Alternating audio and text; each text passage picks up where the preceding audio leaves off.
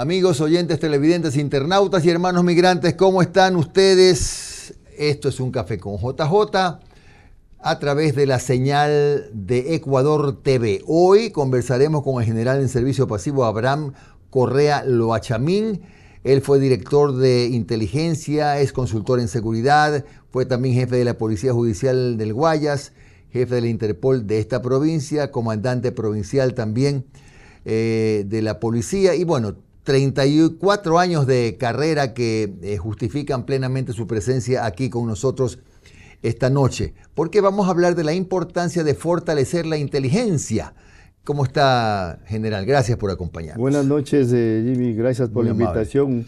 Un saludo cordial al pueblo ecuatoriano. Todos los periodistas de Mileva nos acordamos del general Abraham Correa Loachamín y por cierto, vienen a la memoria los escenarios especiales en los que él estuvo, ¿no? Él puede recordarnos el secuestro de don Naim Isaías, el secuestro y muerte del hermano de Rodrigo Paz, y algunos, Camargo, el caso Camargo también tuvo que ver en las investigaciones el general Correa, de modo que es valioso su aporte. ¿Por qué? Porque hoy estamos hablando de la necesidad de trabajar en inteligencia. Y en esa época estaba en pijama la inteligencia, no había casi nada realmente, ¿no? Es así como funcionaban más por intuición de la policía que por otra cosa. Sí, realmente pues la inteligencia no existía absolutamente. La Policía Nacional generaba sus acciones en base a la experiencia de sus hombres, de los investigadores, que en ese entonces era el SIG, el Servicio de Investigación Criminal. Generaban estas situaciones, estos casos que se presentaban en el recorrer del tiempo, en años atrás. Hablamos del caso, por ejemplo, de la muerte del hermano del señor Rodrigo Paz, Delgado, que se suscitó en Quito, y con esa experiencia de los policías, de los investigadores, se pudo lograr descubrir quiénes fueron los chicos que paraban en la plaza del teatro y que se reunían y generaban acciones al margen de la ley, y por ahí se les fue la mano, pues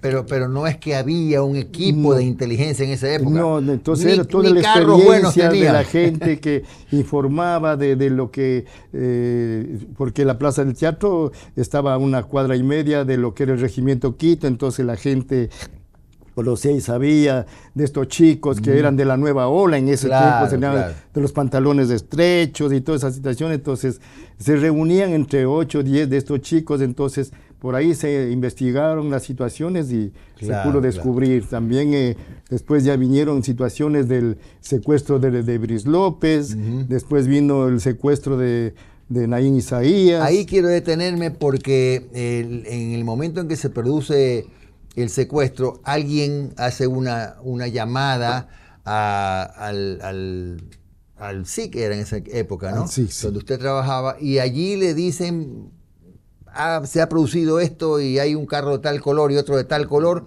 y usted dispone que se inicie la persecución en un carro que no podía pasar de 40 kilómetros por hora, ¿no? Son situaciones que se dieron.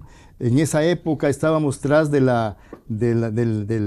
tener a Camargo, las osamentas que todos los días asomaban en la vía Daule, entonces 4 o 5 osamentas, entonces investigábamos y todos los días era un caso que prácticamente nos tenía a mal andar, y el pueblo ecuatoriano y especialmente Guayaquil tenía miedo, y hablaban de un bronco rojo, hablaban de los aniñados de Urdesa y todas esas situaciones. Entonces investigamos, pero en una investigación solamente con experiencia de policía, sin inteligencia, sin una base de datos. Pero en el caso del secuestro del que hablamos, que fue doloroso y público, ese vehículo que tenía la policía en ese momento, que no podía pasar de 40, justo por coincidencia también encuentra a uno de los 2 vehículos involucrados porque para cargar combustible. Sí, así es. Y ahí se produjo una balacera. Ahí recién la vía de Pascuales salía a la vía Daule, estaban recién realizando, entonces por ahí se patrullaba. He tratado de ubicar a Camargo, que era el momento difícil que estábamos viviendo, y ahí es cuando se informa a nuestra central de radio de que se le habían secuestrado al señor Isaías. Entonces el vehículo estaba por allí y es el que inició la persecución. Entonces ahí nos comunican, entonces nos dan esta información, y como teníamos este vehículo que estaba patrullando rondando, en ese sector, ¿no? Entonces yo informé a esta unidad de que había sucedido eso y que eran 2 vehículos, un Trooper azul y un Fiat de color rojo, un auto. Claro. Entonces, cuando yo les estoy manifestando esto, me dice, ahorita pasan esa velocidad de esos carros. Entonces yo los manifiesto, síguelos, ahí se lo van llevando al señor Isaías. Claro. Entonces cuando comienza la persecución, y entonces me llaman, me dice, no podemos ir más de 40 porque el carro comienza a hacer ver, y entonces le digo, de todas maneras, síguelo. Y, así trabajaba la así policía. Trabajamos nosotros, no teníamos los medios. Pero finalmente, por la coincidencia, los localizaron. Sí, entonces localizamos en la gasolinera de Novol. Los localizamos porque, para suerte nuestra, este vehículo, este auto Fiat rojo, no le habían puesto combustible, entonces ya no tenía combustible y decidieron abastecerse de combustible, y ahí es cuando nosotros llegamos. Claro. Y se da la primera balacera y cogemos a los 3 primeros colombianos. Y ahí comienza la investigación. Quería ponerles esta referencia para que sepan y entiendan todos cómo trabajaba antes la policía, ¿no? Que tenía que valerse de la ayuda de la empresa privada, sobre todo para poder, porque contaban con vehículos pocos y viejos generalmente.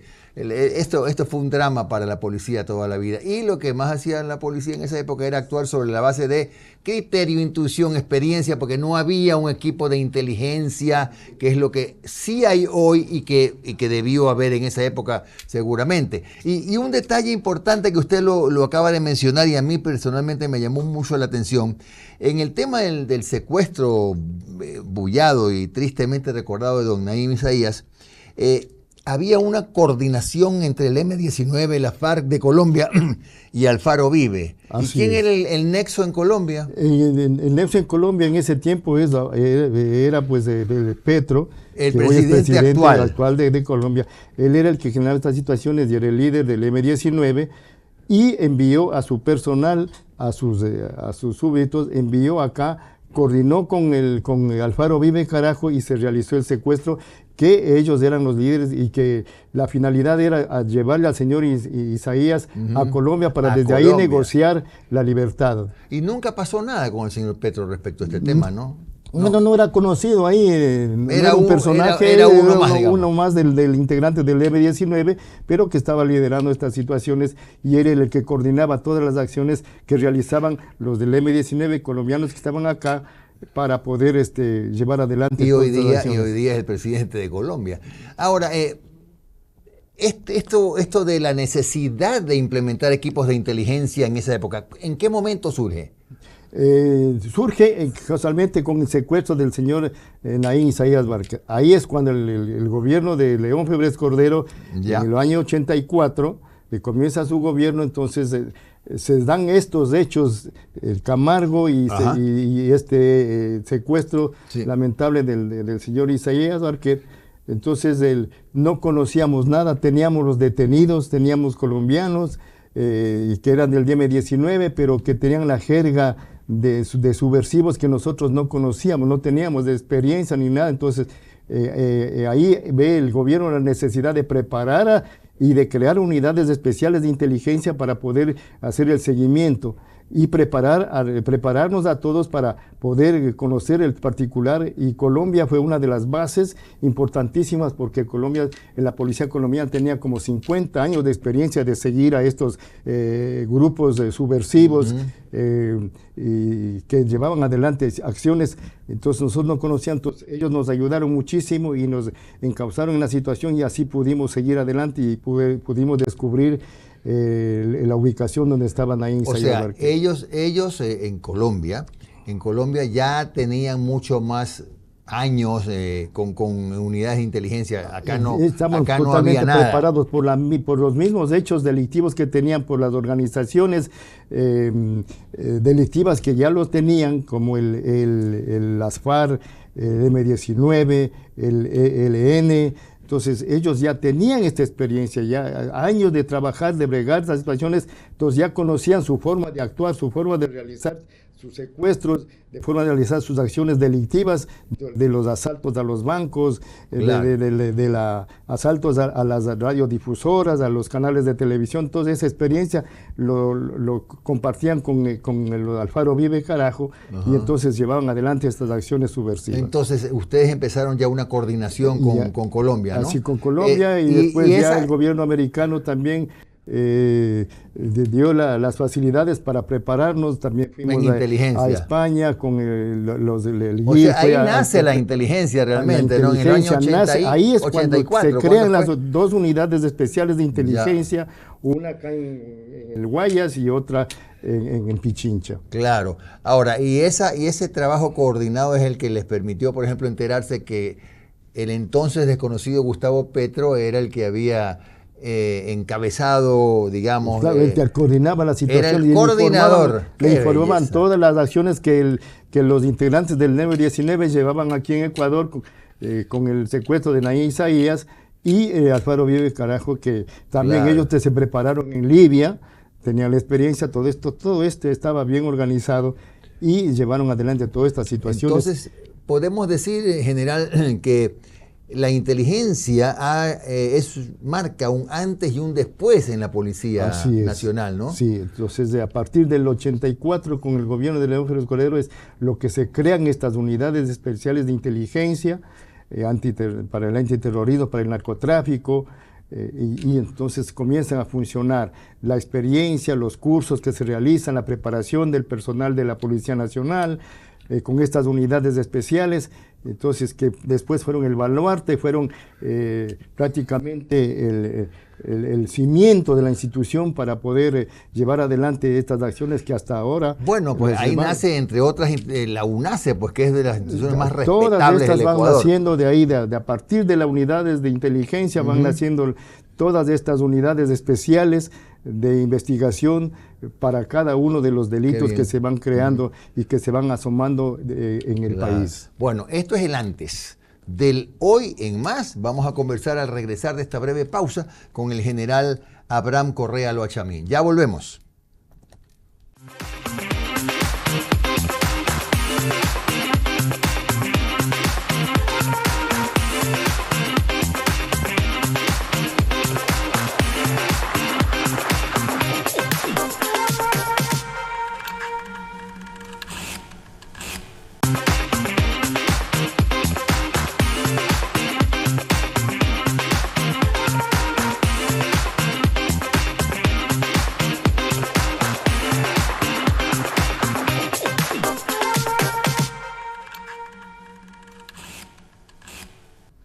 Regresamos, amigos, en Ecuador TV con el general Abraham Correa Loachamín, general en servicio pasivo. Él tiene amplísima experiencia, como dije en el primer bloque, en la policía, a la que le dedicó 34 años de su vida. E incluso fue director nacional de inteligencia en los pininos de estas actividades que hoy son tan necesarias. Y justo, perdón, continuando, general, ¿por qué es tan importante, por qué es tan necesario seguir fortaleciendo los equipos de inteligencia para combatir el crimen organizado que hoy, qué pena, se ha tomado prácticamente todos los estamentos del país? Sí, es importante porque hay que conocer de cada una de las organizaciones que están operando en el país, saber cuántos son, de quién se trata, cuál es su objetivo, cómo operan, sus miembros, dónde están distribuidos, sus células, cada una qué es lo que realiza. Entonces los analistas de inteligencia lo reciben toda esa información, lo analizan y lo transforman en inteligencia para que la operatividad, para el elemento operativo pueda realizar sus acciones, sus actividades. Entonces, cuando hay una buena inteligencia, cuando se les guía de la mejor forma, entonces los que operan solamente intervienen, pero eficazmente, porque se sabe cuántos son, quiénes son, cuántos están, qué armamento tienen, cuál es su objetivo, cuál es su idiosincrasia, de todos y cada uno de ellos para entonces, saber con quién vamos a enfrentarnos, qué son lo que realiza, cuáles son sus objetivos a futuro, los objetivos que están realizando al momento y cómo están organizados. Entonces, toda esta base de datos que se tiene y los analistas de inteligencia van creando esta situación, sabiendo cómo se mueven, cómo ejercen cada qué tiempo, qué objetivos tienen, la repetición de sus acciones, de sus objetivos, como manifesté, y la forma de actuar, cómo realizan, cuál es su ruta, quiénes están infiltrados en el gobierno, quiénes están infiltrados en la fuerza pública. Todo esto es importante analizarlo y seguirlos. Por eso es que el pueblo ecuatoriano ve que dice, trabajamos 4 meses, 5 meses, 6 meses en esta situación, porque poco a poco hay que ir hilando, hay que ir conociendo con los informes que recibimos de todas partes, de todos los policías que actúan.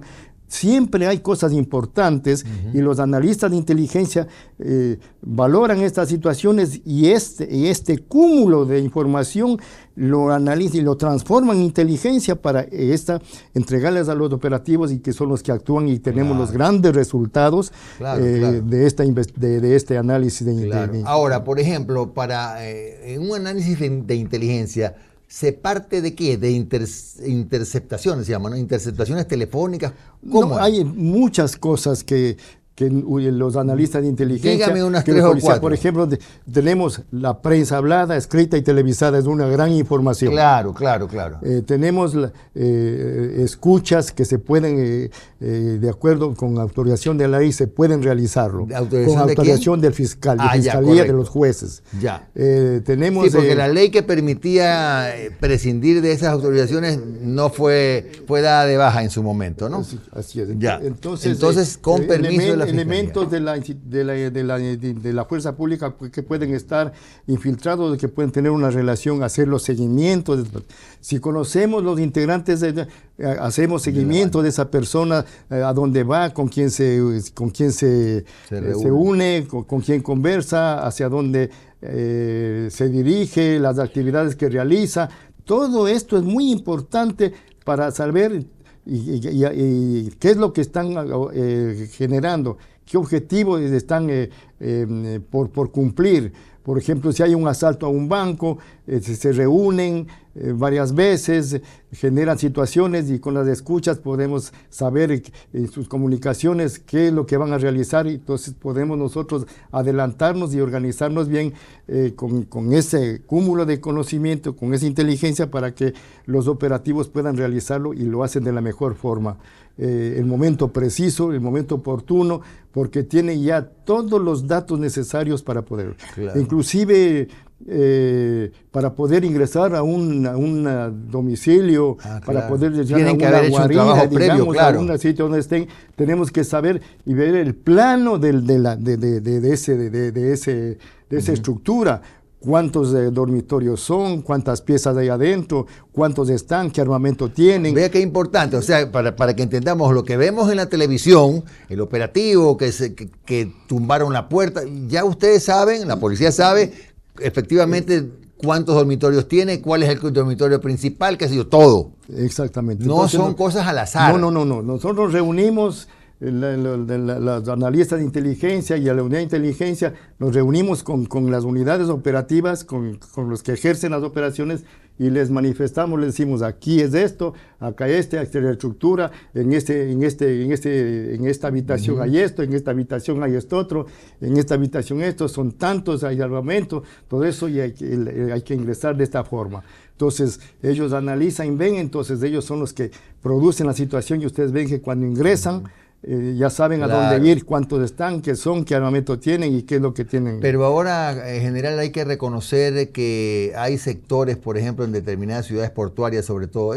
Guayaquil entre ellas, ¿no?, donde le es difícil trabajar a la policía, ¿no?, porque son barrios tomados ya por el negocio del narcotráfico, donde involucran incluso a los propios vecinos, muchachos sobre todo, y es difícil para la policía. ¿Qué hacen en esos casos la policía? No es fácil de llevar adelante operaciones porque son de riesgo, todas son de riesgo, pero se actúa porque hay el conocimiento, porque sabemos con quién nos vamos a topar, quiénes van a estar allá, pero sin embargo siempre hay ciertas cosas que no se las conoce, pormenores que no se nos conoce, pero de todas formas es importante actuar porque tenemos el 80-85% de conocimiento de la actividad y de las personas y de lo que se está suscitando en ese lugar.